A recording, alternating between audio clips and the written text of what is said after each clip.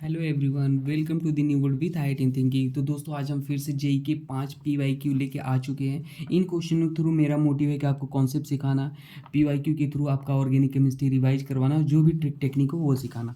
तो दोस्तों, ऐसा नहीं है 5 ही क्वेश्चन है, मैंने बहुत सारे क्वेश्चन सॉल्व, सेलेक्टेड क्वेश्चन सारे पीवाईक्यू सॉल्व करा रखे हैं। ठीक है, 5 क्वेश्चन इसलिए क्योंकि आप बोर ना हो और कम समय में ज़्यादा चीज़ें सीख सको और रिवाइज कर सको। ठीक है, तो आप प्लेलिस्ट है जेई 5 पीवाईक्यू का, वहाँ पे 5 क्वेश्चन कर करके बहुत सारे क्वेश्चंस है मैंने कराए हैं। ठीक है, अब अलग अलग वैरायटी के, तो आप वहाँ से देख लेना। आइए स्टार्ट करते हैं इसको देखना। ठीक है दोस्तों, चलिए। पहला क्वेश्चन था, इसमें बोला था कि स्ट्रॉन्गेस्ट एसिड। तो स्ट्रॉन्गेस्ट एसिड आप कैसे बताते हो? तो देखो, कॉन्सेप्ट आप जो एसिड होता है दोस्त, वो क्या होता है, अगर आपके पास कोई एसिड है तो उसमें से हम सबसे पहले क्या करते हैं, -H+ निकालते हैं। ऐसे ही समझता, एसिडिटी बताते हैं। यहाँ पे बना कार्बोनायन, ये कार्बोनायन को कंजुगेट बेस बोलते हैं। ये जितना ज़्यादा स्टेबल होगा हमारे पास एसिड, उतना ज़्यादा होगा, स्ट्रॉन्गर एसिड होगा। ठीक है, स्टेबिलिटी ऑफ कार्बोनायन देखते हैं। तो यही कॉन्सेप्ट है भाई। तो हमारे पास सब में से आप क्या करो, H+ निकाल लो। यहाँ पे नेगेटिव आ जाएगा, यहाँ से H निकालोगे, यहाँ पे नेगेटिव आ जाएगा। कहीं से भी निकाल लो जहाँ से आपका मन करे भाई। ठीक है, और यहाँ से भी आप देखो, H यहाँ से निकाल लो, या हम कहेंगे इधर से रिंग से निकाल रहे हो तो रिंग से निकाल लो।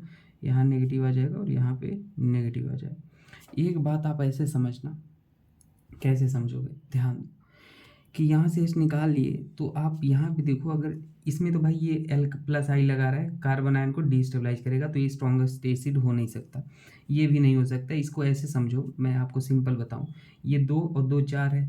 पाई इलेक्ट्रॉन अगर डिवाइड कर दो 4 से, मैंने लास्ट वीडियो में बताया है, अगर डिवाइड हो जाता है तो एंटी एरोमेटिक होता है।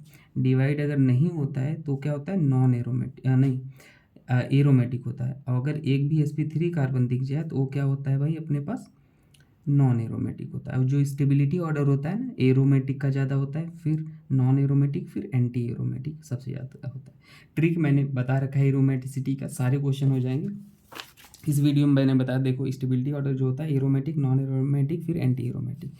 और पाई इलेक्ट्रॉन डिवाइड कर दो 4 से, एंटी एरोमेटिक, नहीं अगर डिवाइड हो गया तो एंटी एरोमेटिक, नहीं हुआ तो एरोमेटिक, और sp3 दिख गया तो नॉन एरोमेटिक। ठीक है, अब देखो, तो यहाँ पे हमारे पास नेगेटिव चार्ज को आप 2 इलेक्ट्रॉन की तरह कंसीडर करते हो, तो 2 पाई इलेक्ट्रॉन और 2 4, 4 डिवाइड कर दोगे 4 से, एंटी एरोमेटिक आ गया, क्यों, कंप्लीट डिवाइड हो गया। तो ये भी हमारे पास स्टेबल है नहीं। अब देखो, यहाँ पे 2 2 4 2 6, 6 डिवाइड बाई 4 करो तो ये कम्प्लीटली डिवाइड नहीं हुआ, क्योंकि 3/2 आ रहा है, तो ये एरोमेटिक है। और आप कहोगे सर यहाँ पे भी एरोमेटिसिटी है दोस्त, यहाँ पे CH3 एक +I इफेक्ट भी लगा रहा है और +H इफेक्ट भी लगा रहा है, तो ये डिस्टेबलाइज कर रहा है, ये एरोमेटिक है। तुम्हारे पास जो मोस्ट स्ट्रॉन्गर एसिड होगा वो D हो जाएगा। ठीक है, ये याद रखना आप।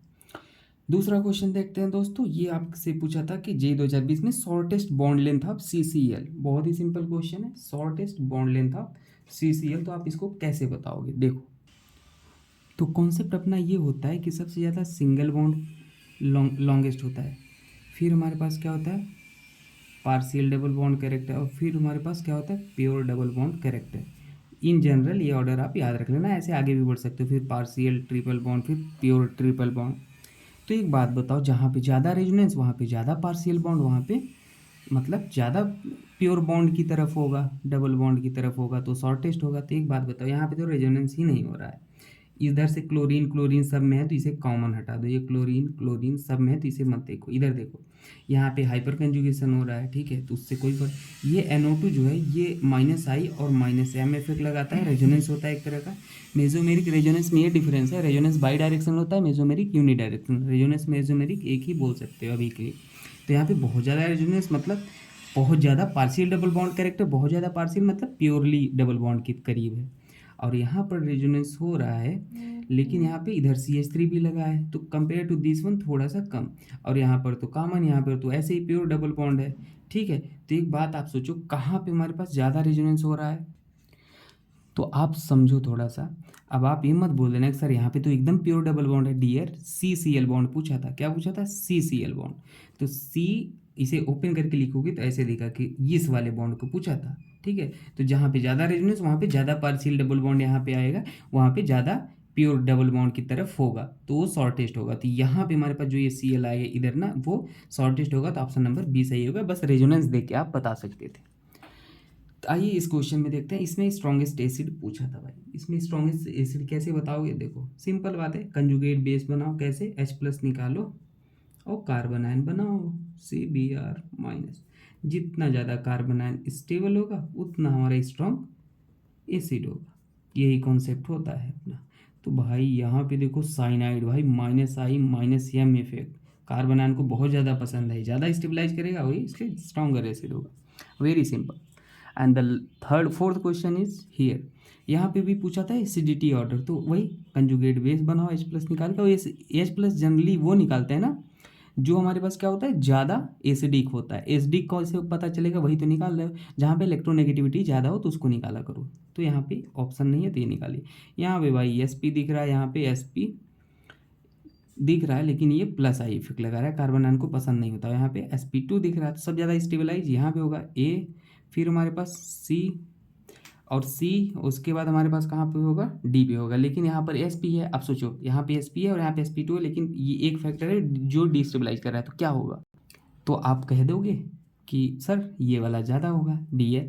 Sp इलेक्ट्रो भले ही A+I लगा रहा है, और +I बहुत ही माइनर इफेक्ट होता है, ज़्यादा फर्क नहीं डालता। यहाँ पे Sp है और यहाँ पे Sp2 है, तो ये डोमिनेट करता है, तो A हो जाएगा, फिर हमारे पास B हो जाएगा और फिर लास्ट में C हो जाएगा, ये वाला। तो याद रख लेना, अगर ये है, ये B है और ये C है, तो अपने पास ये ऑर्डर हो जाएगा, ठीक है। And the fifth question is here. बहुत ही अच्छा क्वेश्चन था, बहुत ही अच्छा। इसमें पूछा था स्टेबिलिटी ऑफ हाइड्राइड एफिनिटी पूछा था।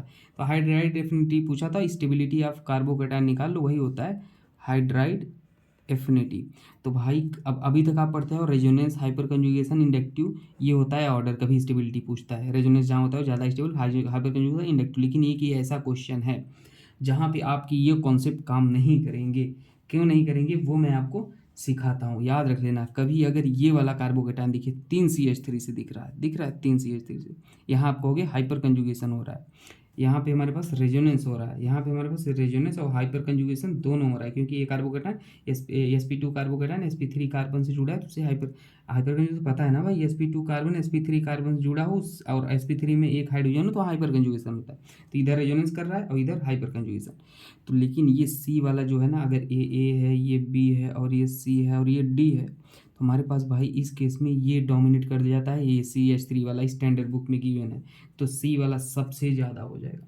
उसके बाद हमारे पास यहाँ रेजोनेंस और हाइपर कंजुगेशन वाला हो जाएगा A, और फिर हमारे पास कौन सा हो जाएगा, ये वाला भाई हो जाएगा B, ठीक है। और फिर हमारे पास ये साइक्लो होता है, CPM बोलते हैं, साइक्लोप्रोपाइल मिथाइल टाइप का होता है, तो डांसिंग रेजोनेंस वो होता है, तो ये हो जाएगा, ठीक है। डांसिंग रेजोनेंस भी बहुत स्टेबल होता है, लेकिन इससे भी ज़्यादा ये लोग आ गए हैं, इसलिए उसको लास्ट में कर दिया है। बाकी सिंपल केस में डांसिंग रेजोनेंस अगर देख लेना, ऐसा कहीं दिखे तो वो बहुत ज़्यादा स्टेबल होता है, ठीक है। बाकी वीडियो मैंने बना रखा है, आप देख लेना, ठीक है। थैंक यू दोस्तों।